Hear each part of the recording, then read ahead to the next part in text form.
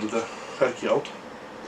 Not because I've got makeup on. I'm gonna try tonight, and hopefully I won't become like the bearded woman from The Greatest Showman. Hello everybody, my name is Valentina and welcome back to my channel. Today's video is gonna be about removing facial hair. So without any further ado, let's get into the video. I decided to do this video because I saw a lot of girls talking about shaving their faces. I got the razors to try and do it. It's something that honestly terrifies me. I'm kind of more than average hairy girl. This is what my heritage gave me. So because I think I've got quite an experience with removing facial hair, because I went through all of it, everything that it's possible, I've done it. I thought about doing a video so I can give you different options. It's something that you feel very uncomfortable with. You just look at yourself being extra hairy and all of your friends look like Barbie dolls. Growing up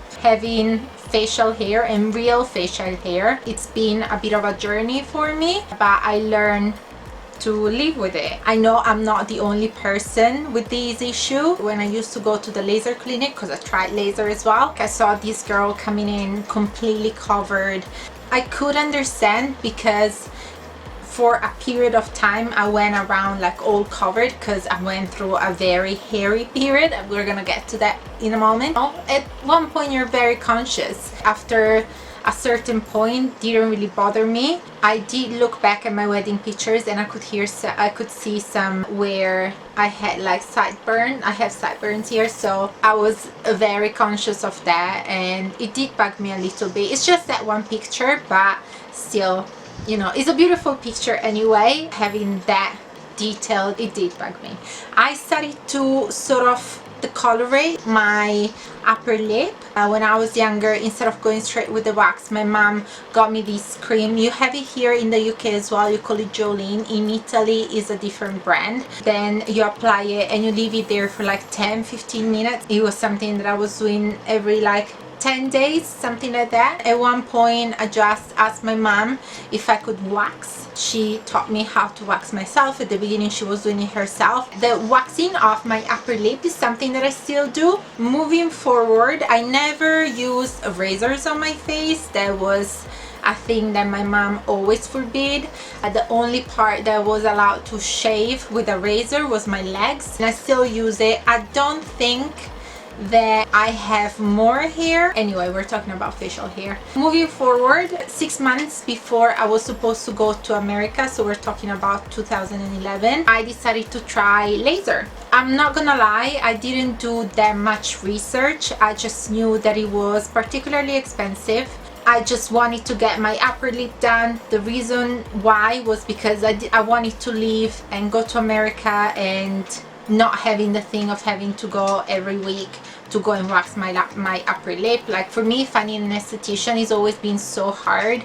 The esthetician where I was going, they were doing laser as well. They had a specific person that was doing that. She was just for the laser, she wasn't doing anything else. I had a chat with her. She explained me how it was gonna get done, and she told me that it was gonna be 60 euros for my upper lip. So we're talking just this part. I knew that the laser was expensive.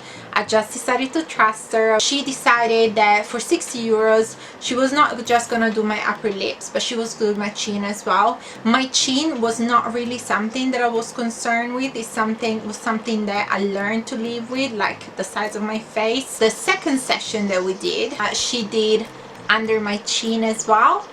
And I was like, why are you doing under my chin? So she found one hair, you know, like then you have this little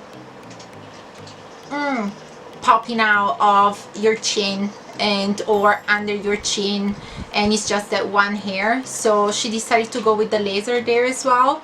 But the point is that like it wasn't because of the laser. What I found out is that when you do the laser you have to shave like with a razor, not waxing. What she was doing was waxing. I found it weird, but then when I asked her, she assured me that's how you do it. That's how you get the best result out of it. The way that you do is shaving, because then with the laser you go and burn the bulb when she waxed, she was taking away the whole hair. Sorry, I had to take off my jumper because I was boiling, so now you can admire my man arms.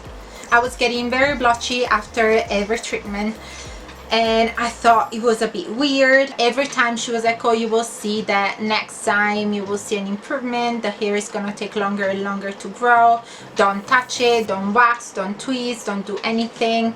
And she was like, oh, well, I'll see you in a month. And I was like, I could hear my hair growing just as much, and I was like, I don't think this is right. And then at one point I was just like, you know what, I think it's a waste of my money. Maybe my skin doesn't agree with this treatment. While I was doing these treatments, I had to get a tonsillectomy, so I had to stop the contraceptive pill. After I stopped the contraceptive pill, for 6 months I had no period. By not having my period for such a long period of time, now I'm not a doctor, I'll make it very simple because that's how the doctor explained it to me. By not having my period, that's when I developed acne, and the sides of my face became even more hairy. This part became so hairy that is something that I still drag to this day. Is a bit more controlled, but basically like not having my period, and I stopped the contraceptive pill, so I didn't have my hormones in control. The level of my testosterone was very, very high, so I became extra hairy with all of these acne. It was May, and I had these, like, you know when boys go through puberty and they have that weird hair on their face? I had that type of hair on my face. I was going around like with either a turtleneck or a scarf, and in May in Milan it starts getting pretty hot. When I went to the dermatologist to sort out the acne, he told me that he noticed all of this extra hair, and he was like, it might be because, like, not just here, like everywhere. He was like, it might be because like you're having it waxed so often, and plus like she's just going and burn everywhere on your skin, so it's just a bit messed up. He prescribed me a medication to get my period, so I would start a contraceptive pill, so the acne went away, and I finally got my hair sort of back to what it was normal to me. I still have some here and there, like under my chin now. That is something that I have to wax or tweeze very often. Not very often, but like at least every 10 days or once every 2 weeks. Most of my face went back to normal, but unfortunately not all of it. I sort of promised myself I was not gonna try laser anymore unless they were gonna tell me that I had to shave before and not wax. I watched a video by Susan Yara. Her channel is called Mixed Makeup, and they went to the Nurse Jamie clinic. They were doing laser on the leg, and she was explaining that if you wax, you don't wax 2 weeks before the treatment, otherwise you shave, because obviously with the laser you go and burn the bulb, otherwise you just burn the skin, which is what happened to me. And I don't know if that is something that simulated the hair growth on my face, but it was a bit of a weird coincidence. If you wanna do laser, I do suggest it because I saw it working, but just make your research and make sure that you go into a clinic where they know what they're doing. There's specific laser clinics, so to be honest, given my experience, I will go where they do just that. Otherwise, lately I saw these famous razors, so I bought it myself, and they're like called Tinkle. They're actually described as eyebrow razors. These ones, I got 2 packets. So it was one for $4.99 and 2 for $6.99 or $5.99. I don't even remember. It's very, very cheap. I'm gonna try it out tonight. So I was thinking about doing the tryout tonight and then showing it to you tomorrow morning.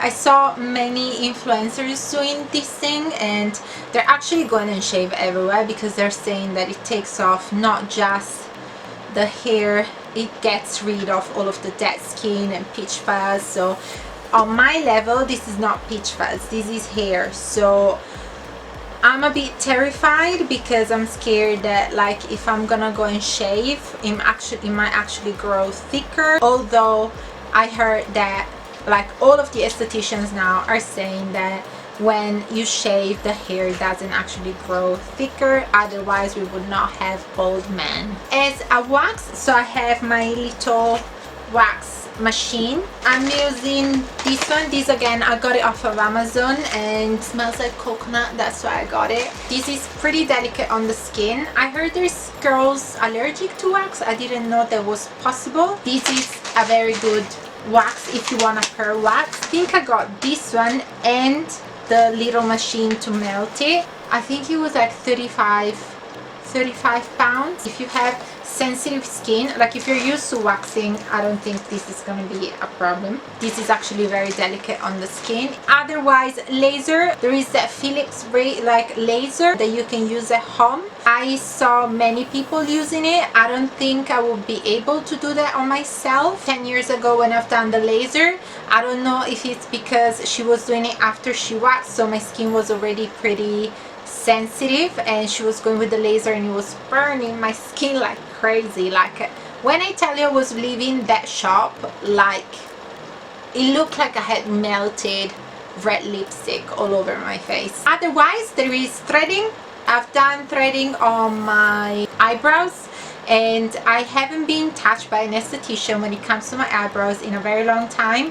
When I used to live in the East London, I found this place that was amazing. I had the esthetician that was just doing my eyebrows, threading, painful as hell because I have a good tolerance when it comes to pain, but to me threading, it was very painful. I was like really forcing myself to stay still on that chair because I did really like the end result, but for me it was very painful. The hair by hair pulling, I don't think it's something that I can handle that well. If you want to do threading, make sure you go to someone that is good, because maybe they can make it less painful. I don't think so, because that is something that is painful, period. But like, make sure, especially if it's about your eyebrows, and make sure you go to someone that is good. I personally wouldn't use threading for the sides of my face. I know there's people again that do it, or for their chin or for their upper lip. I think it's just too much pain and I can't handle it. But when it comes to my facial hair, what I do now, I do wax. I wax my upper lip, I wax my chin, and I wax under here. This is a part that like worried me relatively because I was like, I don't find many people that are shorter than me, so girls are more delicate when it comes to facial hair. Men are less considerate when it comes to commenting on something like that. I heard comments that were very, very hurtful. I just, you know, shook them off. It's fine, I don't care. It's something that I learned how to live with, but it's still something that in certain situations still make me feel insecure. I don't know if you can see it. Like, I don't know if I can get closer and not mess up the focus, but basically it's all on the side here. We all have hair. Some of us women are lucky enough to have it blunt or to have very little of it. Some others are not that lucky and have a bit more, and plus it's dark. I decided to do this video mostly because I think when I was seeing this video about, oh, I shave my face, I was like, what are you shaving? You have no hair. You don't know what it's like to have facial hair. Women with facial hair for real, they're the ones who need a video more like that, like something a little bit more relatable, because like if you're saying, oh, I shave my face but like I have no hair, then what are you shaving your face for? I just didn't get the whole thing when I was seeing these videos. I was like, okay. And then I saw another one where she even like zoomed in properly and she was like, you can see here. I was like, I can't see anything. You don't know what facial hair is. But I know I'm not the only one. I met plenty of women that are beautiful. Some of the most beautiful women with a bit of facial hair. Got it lasered, get it waxed, get it threaded if you're brave enough, or shave it if you prefer shaving it. I'm gonna do that experiment today and I'm gonna let you know how it works out. And this is it for today's video, guys. That was my facial hair removal journey. I not encouraging anyone to start shaving or waxing or threading. You do you. If it's something that you want to do to feel more confident and to feel better, then do it. If you're an interesting person, how much hair you have on your face doesn't really matter, does it? I hope this video was helpful in any way that it can be. Let me know in the comment down below what is your way of coping with your facial hair, what kind of method you use for your facial hair, or if you don't do or if you don't do anything. I hope you guys enjoyed the video. Don't forget to like and subscribe, hit the notification bell down below, follow me on Instagram, like my Facebook page, and I think that's pretty much it. Have a great day, whatever you are, whatever you're doing. Stay home, stay healthy, and I'll see you again soon. Mwah. Bye.